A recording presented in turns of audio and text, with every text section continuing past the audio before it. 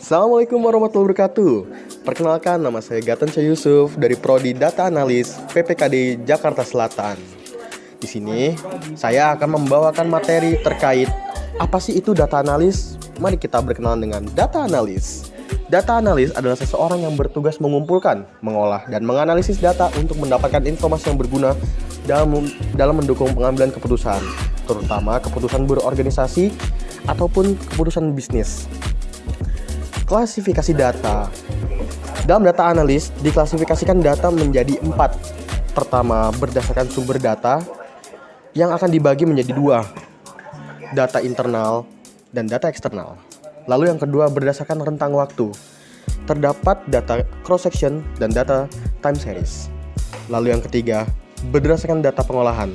Ada yang masih mentah dan ada yang pula yang sudah terolah, berisi angka-angka. Lalu yang keempat, berdasarkan sifat data. Ada kualitatif dan ada yang kuantitatif yang nanti akan dibagi lagi. Mari kita yang pertama, sumber internal. Adalah data yang berasal dari dalam perusahaan, seperti data penjualan, keuangan, karyawan, dan inventaris. Data ini digunakan untuk menganalisis kinerja operasional dan membantu pengambilan keputusan berdasarkan kondisi internal perusahaan. Jadi, data-data yang ada di dalam perusahaan digunakan untuk mengambil keputusan yang ada berdasarkan data internal. Lalu ada sumber eksternal. Apa sih?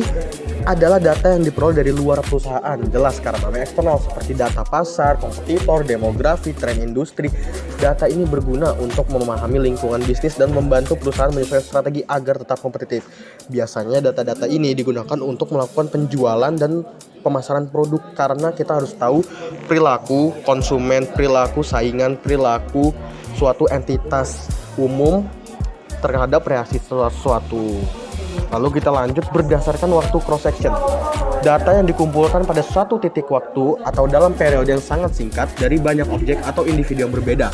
Contohnya pada data pendapatan dari berbagai rumah tangga pada tahun yang sama. Atau mungkin ada juga data kepuasan pelanggan. Data ini digunakan untuk membandingkan dan menganalisis variasi antar objek pada waktu tertentu. Lalu ada lagi berdasarkan waktu time series.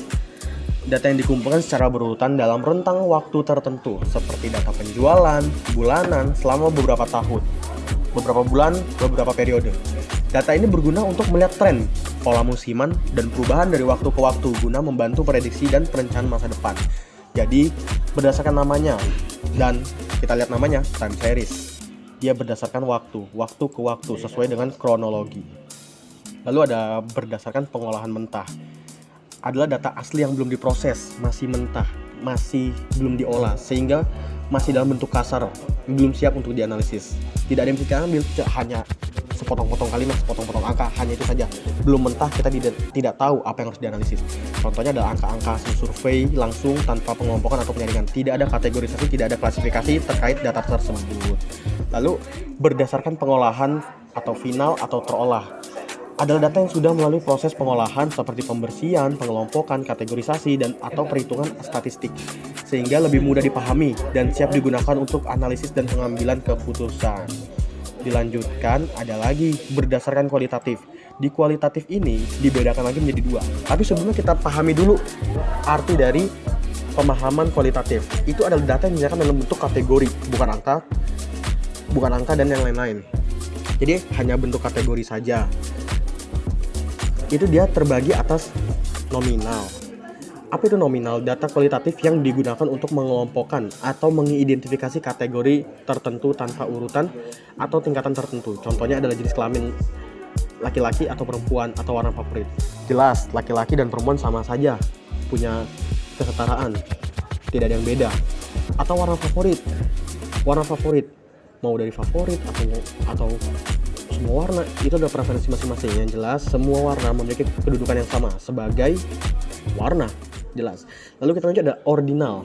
Adalah data kualitatif yang memiliki kategori dengan urutan atau tingkatan yang jelas, tapi jarak antar kategori tidak dapat diukur secara pasti. Contohnya adalah tingkat kepuasan, puas, cukup puas, tidak puas, atau peringkat lomba, juara 1, juara 2, juara 3. Lalu berdasarkan kuantitatif, sama seperti kualitatif, dibedakan menjadi 2.